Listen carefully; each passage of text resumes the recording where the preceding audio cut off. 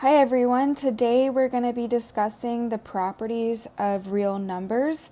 At the end of these notes, you're going to be able to say this learning target, which is I can identify the properties of real numbers. The reason why we need to understand these 16 properties is because they will help us be able to simplify numerical and algebraic expressions, and they're also going to make solving equations a little bit easier for you. Okay, again, since there are 16 properties, I want you to hang tight and enjoy this ride. There is a lot of text. You're going to be taking notes, so throughout this video, I encourage you to take breaks, but it is important for you as an algebra student to take all of these notes because all of this information is important. Some of these properties you may be familiar with from previous math classes. Others are new to you because they are more algebra related. On this chart, we're going to be taking notes of the main idea and giving examples of each of these properties. All right, so we're going to start off with one that you have seen since elementary school, and that's the commutative property. This property applies to both addition and multiplication, but first we're going to start off with the commutative property of addition. I want you to either highlight or underline the CO and the word commutative because we have an acronym that helps us understand this property, and that is change order. And so when dealing with addition, if the left side of the equal sign is in a different order than the right side, then that is completely fine. And so I have 3 examples of that for you, and they get more difficult with each example. So go ahead and look through those and copy them down. And as you can see, since we're using that addition sign, both sides of the equal sign are equal to one another. The commutative property also applies to multiplication. Again, let's highlight or underline the CO and commutative property. And again, we're going to be changing order, and now it's the same exact idea, but now it's with multiplication. So I still want you to copy what is written down under main idea. Repetition helps you learn.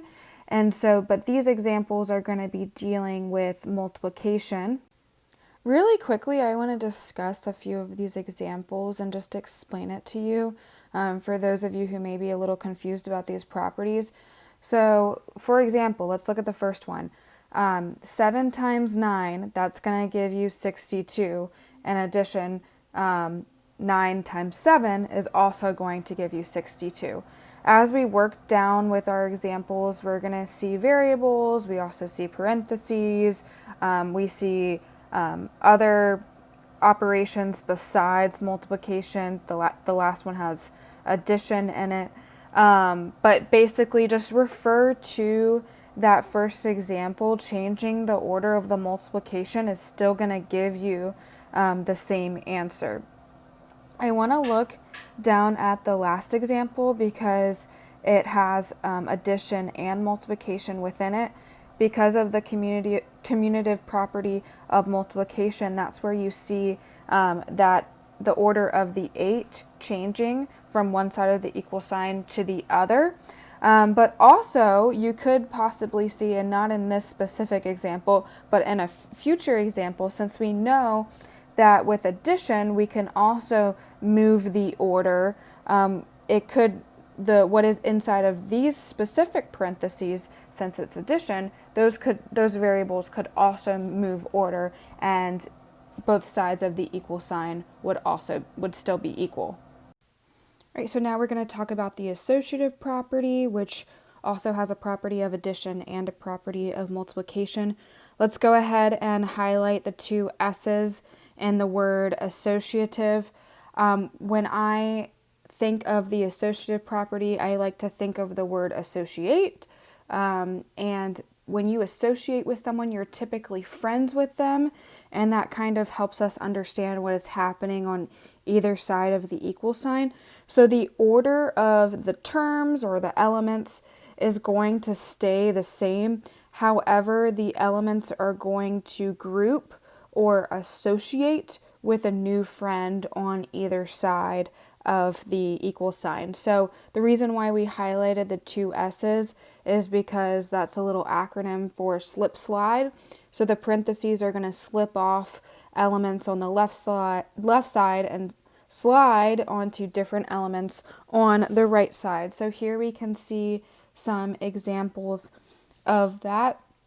So as you can see, the terms stay within the same order. However, the parentheses are changing who they're grouping with, who they're associating with. Okay, so now let's see how the associative property applies to multiplication. Again, I want you to highlight or underline the two S's in the word associative. Again, I want you to, even though the main idea may be similar, I still want you to write it because repetition helps you learn. Okay, and so they're going to, again, the terms are going to stay within the same order. However, the elements are going to group or associate with a new friend. So thinking of that slip and slide acronym. And so now let's look at a few examples that deal with multiplication. Okay, so I'm going to just explain a little bit the first example. So if we follow our order of operations, when we do 2 times 3, we're going to get 6. And then when we do 6 times 7, we're going to get 42. Okay, so on the left side of the parentheses, on the left side of the equal sign, we have 42. If we do 7 times 2, then what we're going to get within those parentheses is 14. And if we multiply that by 3, we're also going to get 42. So there you can see how even if the parentheses slip and slide, then what is on the left side of the equal sign still equals what is on the right side of the equal sign. Next, we have the additive identity property, and we're also going to see it with multiplication. So that'll be the multiplicative identity property, or you can call it, this one you can call the identity of addition. And when you hear this property, I want you to think of identical. And with the additive version, the addition version, we are going to add 0 to one side of the equal sign in order to get an identical answer. So let's go ahead and look at some of our examples. So it may seem pretty self-explanatory. It'll be a little bit different when we're dealing with multiplication, but adding 0 to one side of the equal sign will give you an identical answer. With the multiplicative identity property, it can also be called the identity of multiplication. It's going to be a little different to create one side identical to the other, since addition and multiplication are different.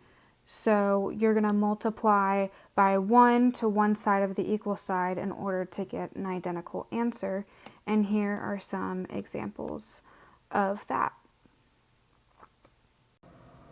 With the additive inverse property, this is probably something that you're going to recognize from a recent math class. And when you hear this term, I want you to think of opposite. This is when you add the opposite or the inverse of the element to cancel out and make 0. So here are some examples of that.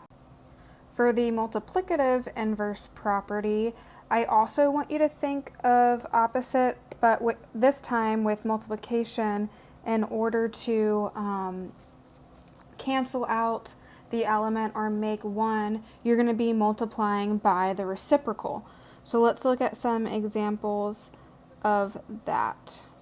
So if 1/8 is my term, so I'm going to circle that in blue, then I'm going to multiply the reciprocal, which would be 8/1, or simplified, that is 8. And so when I multiply 1/8 times 8, I get 1. I want to make a note about the next one real quick. This says, so the term would be -3. if I multiply that by its reciprocal, then it would be times negative 1/3. Okay, and so that is the reciprocal that I'm multiplying by. So just make sure you fix that. Go ahead and fix that on your notes, and that's going to give us 1.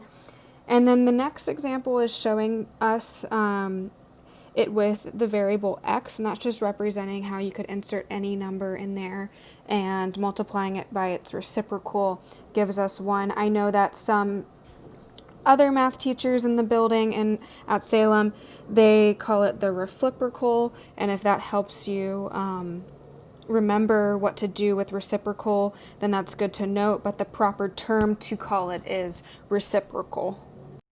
Now we have the multiplicative property of 0, or also called the zero property, and this one, the idea of this one is that anything multiplied by 0 is equal to 0. And so here are some examples of that. Moving on to the distributive property, my favorite property, and this is the sharing property. If you multiply the element on the outside of the parentheses to all elements inside the parentheses, that is when you distribute. So here are some examples of the distributive property. So on the left side of the equal sign, you see the original form, and then on the right side you can see how it was distributed. I'm going to show you that process real quick. So the 5 is going to share to the x, and the 5 is going to share to the -2, and so that's how we got what is on the right side of the equal sign. And those were the properties that you need to know for 8th grade math. You'll learn others in your future math classes. Thanks for watching this video. I hope you enjoyed it.